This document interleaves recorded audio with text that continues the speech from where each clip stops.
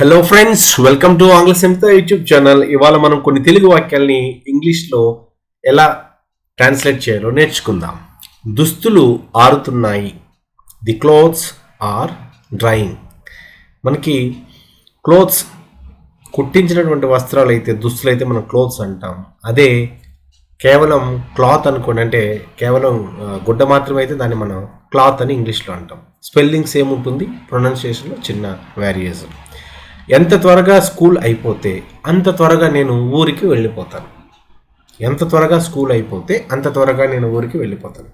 As soon as the school closes I will leave for home. As soon as the school closes I will leave for home. ఇక్కడ home అంటే ఇల్లు అని అర్థం అనే కాకుండా సొంత ఊరని కూడా మనం ఇంగ్లీష్లో వాడతాం.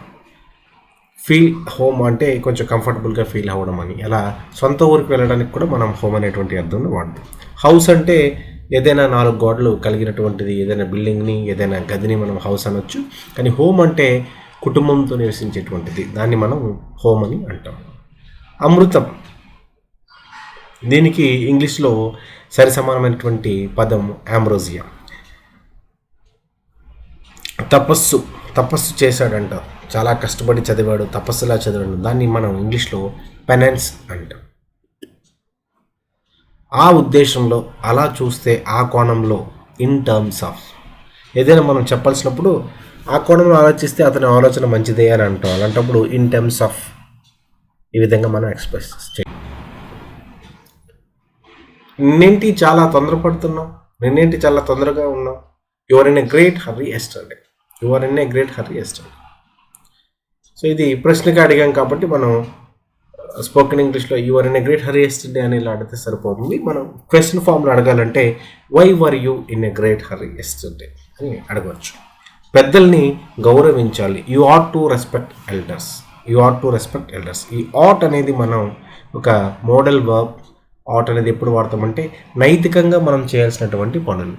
పెద్దల్ని గౌరవించడం మన నైతిక బాధ్యత కాబట్టి అటువంటి సందర్భంలో మనం ఆట్ అనేది వాడతాం.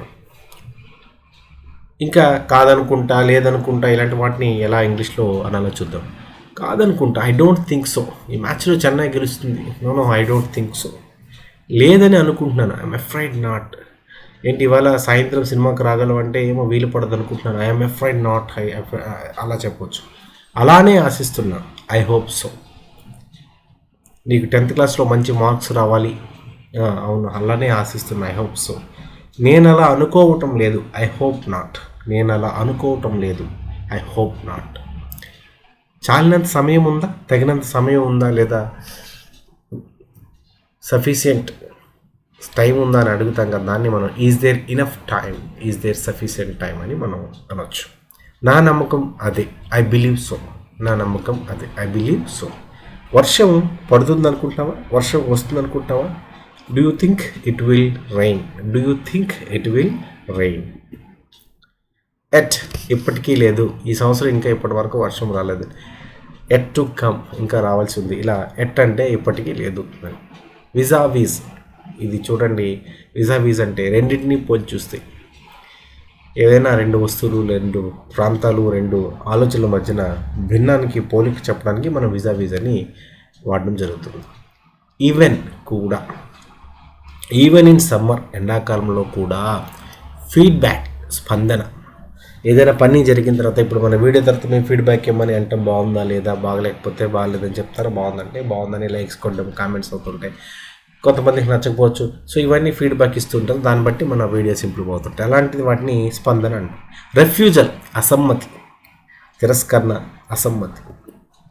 ఆబ్స్టినెన్స్, మొండితనం. చాలా మొండండి వీడు అంటాం కదా, అటువంటి సందర్భంలో that is he is very obstinate అంటే మొండి అని. ఆబ్స్టినెన్స్ అంటే మొండితనం అని. ఈదర్ ఆర్ లేదా ఐదర్ ఆర్, దీన్ని ఎలా అన్నా ప్రొనౌన్స్ చేయొచ్చు. ఈదర్ ఆర్ లేదా ఐదర్ ఆర్. సిమిలర్లీ ఇది నీదర్ నార్ లేదా నైదర్ నార్. ఈదర్ ఆర్ లేదా ఐదర్ ఆర్ అంటే అదైనా ఇదైనా. నీదర్ నార్ అంటే అది కాదు ఇది కాదు. మీ ముగ్గురు, మీ నలుగురు అని మన ఇంగ్లీష్లో ఎలా చెప్పాలంటే యూ 3 కమ్ హియర్. మీ ముగ్గురు ఇలా రండి. You 5 please go home. మీ 5గురు వెళ్ళిపోండి. వెంట్ మిస్సింగ్, తప్పిపోవటం. మై రాక్ బాటమ్ అంటే కారు చౌక ప్రైసెస్.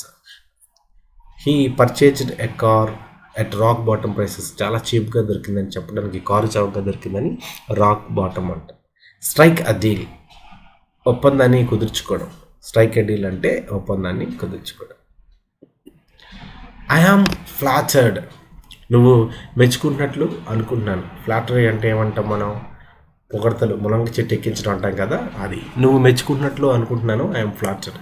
ఐఎమ్ ఆనర్డ్, నన్ను గౌరవిస్తున్నట్లు అనిపిస్తుంది. I'm honoured to be here, ఇక్కడ ఉన్నందుకు నాకు చాలా గౌరవంగా ఉంది. I'm honoured to be a part of this wonderful initiative, ఈ అద్భుతమైన కార్యక్రమంలో నేను కూడా భాగం అయినందుకు చాలా గౌరవంగా ఫీల్ అవుతుందని చెప్పేటప్పుడు మనం ఐఆమ్ ఆనర్డ్ అని వాడతాం.